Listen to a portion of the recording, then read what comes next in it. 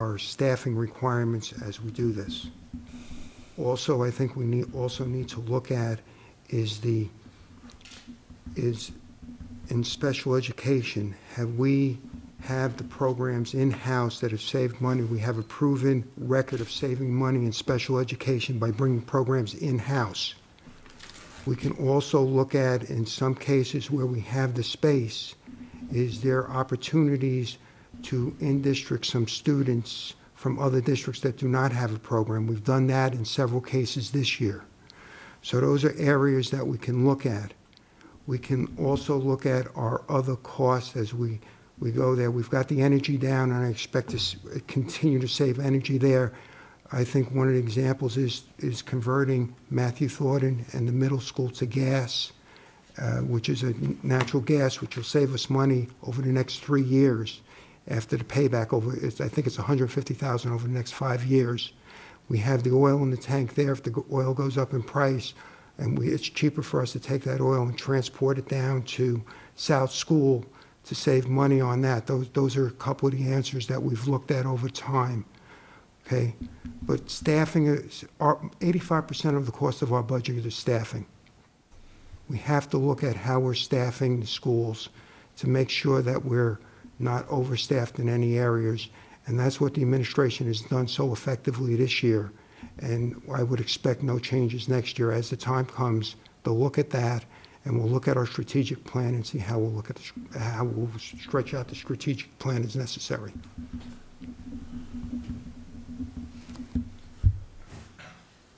The teacher-student ratio right now is 1 to 22, which is actually very good. A lot of school districts have higher ratios, and I myself had to teach classes in Dover with a ratio of 1 to 32. So these are very good ratios. I think that there are things that could be pared out of the budget. I still think it has some fat in it. In addition to which, I think there are other things that could be done. I know at present, according to the union leader, the federal government is only covering about 17% of special education, and they had promised to cover 40%. So I know that some of the other school districts are going after federal money because they had made that promise. I know there are other areas where grants can be attained for the school district. And I think that if we're going to maintain the budget, we either have to go after that money or we have to cut out some of the fat. Questions from the board?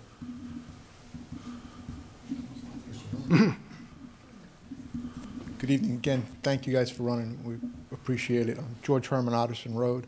I just want to get off the budget for a second. I'd like to know what you think is the greatest strength of the school district as it is now, and where the biggest opportunity for improvement in the district is. We begin, Ron, with you on this. I think our biggest strength is our curriculum and delivery of instruction. I believe we made substantial progress over the last 7 years in the high school. We have developed a comprehensive high school where we're meeting the needs of all students. We have a 1% or less dropout rate.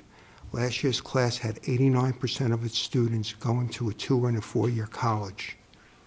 I believe the programs that we offer there, we have the enrichment programs, we have the college-bound programs, we have the night school, we have the GED programs.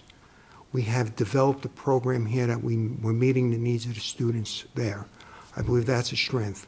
I believe at the elementary schools, we have a strength where we've gone back to fundamentals, our literacy block of programs where we're teaching children to read in the first 3 grades. That's the primary reason that they're there.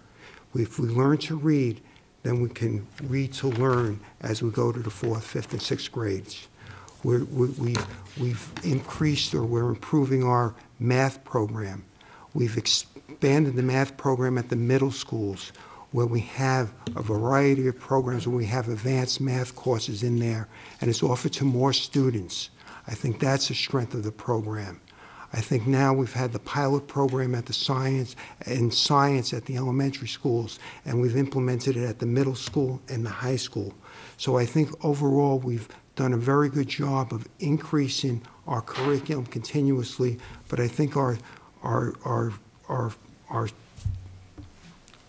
fleet standard is our high school. And that's really where we're showing that we've made the greatest amounts of progress in my eyes with the low number of dropouts and the high number of children going on to secondary education. There are a lot of things that I think that the school does well. I think that the teachers are excellent. I myself had Mrs. Sapson and a number of the teachers over at the school, and I think they have a lot of motivation and that they're trying to really get kids to take risks in the sense of to expand their academic venues. I think there are a lot of opportunities to improve upon the school district as well.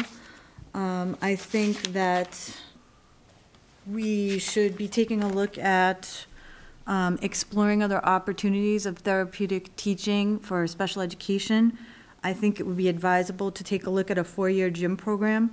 Education and fitness is becoming a major theme in the country, with people becoming obese and not knowing sufficient information about nutrition and not exercising. I think that we should initiate websites with class and teacher info so that students can look up information, especially an 8th grader can look up information on the high school to figure out how to do their scheduling, to find out what the teachers are like and what they think about. I think that we should start taking a look at computer testing. It reduces the incidence of cheating, and that's the way college testing is starting to run, and that's something that will help them when they actually go. When you actually go in to take a test on a computer, it's a completely different venue. You end up skipping words because of the way you read on a computer screen, and that has to do with why some students do poorly on the computer testing, and I think that's something that should be expanded. Additional components to technology, more opportunities, more ways to get out there and see other types of things with education, like going to museums or doing internships that have real, true value. I think there's a lot that could be expanded.